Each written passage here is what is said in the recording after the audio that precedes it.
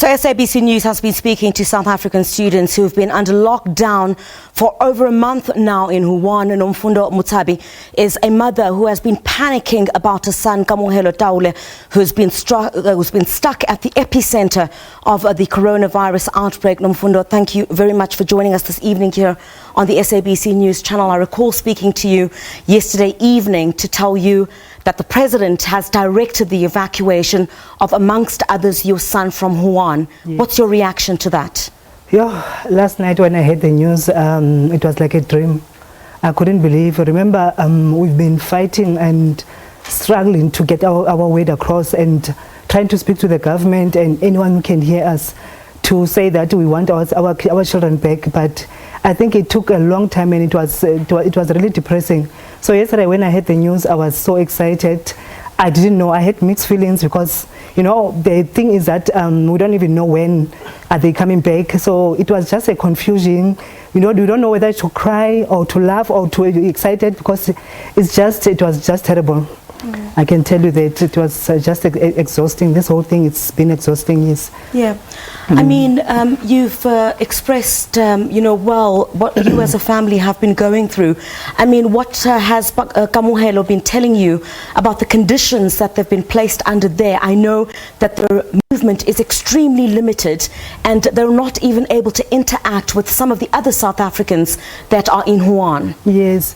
I think since the outbreak of the virus, they have been under lockdown at the university, and the conditions they were living under at the time, even still now, they were very terrible because now, imagine having to eat the same thing every day, having to buy from the same tuck shop. You can't go and you can't go and buy groceries. So it was really terrible.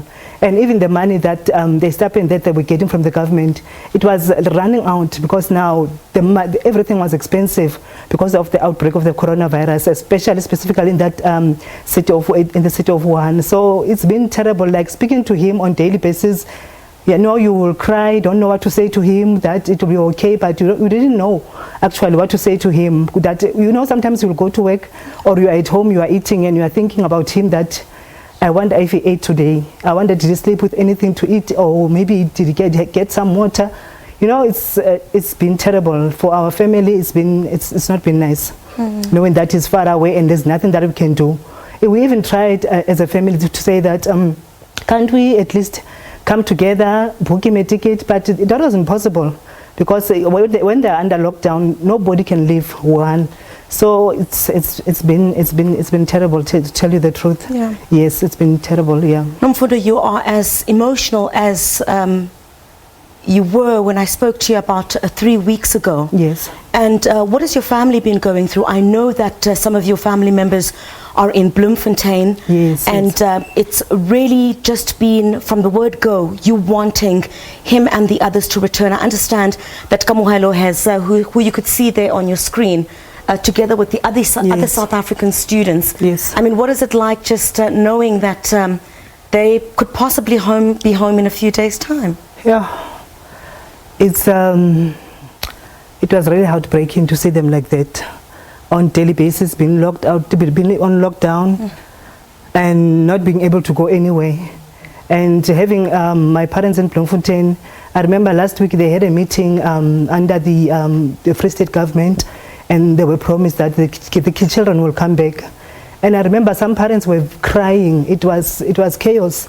Parents were crying. They wanted some answers. And I think they did try their best, the Free State government, to say that, you know what, we are trying our best to make sure that the kids are coming back to South Africa. Yeah. But now the issue now is, when are they going to come back? And that's what frustrated you initially. Yes, that is frustrating. Yes. There was very little communication to you as family members about exactly what was going to happen next. Yes, because when we heard the news yesterday that the president had said that they will be repatriated, we were so excited, but the question now still stands, when are they coming back exactly? What is the date and what's going to happen? You know, we don't mind, even if they come back, they get under quarantine for more than a month or so, but we just wanted them out of that city, like with the epicenter of where the corona broke out. So yeah, It's been terrible, but we are just hoping at least there is something that our president had said that they are making plans, and we are so excited. We just hope that it can be sooner than, I don't know, as soon as possible they can just be taking them out of Wuhan.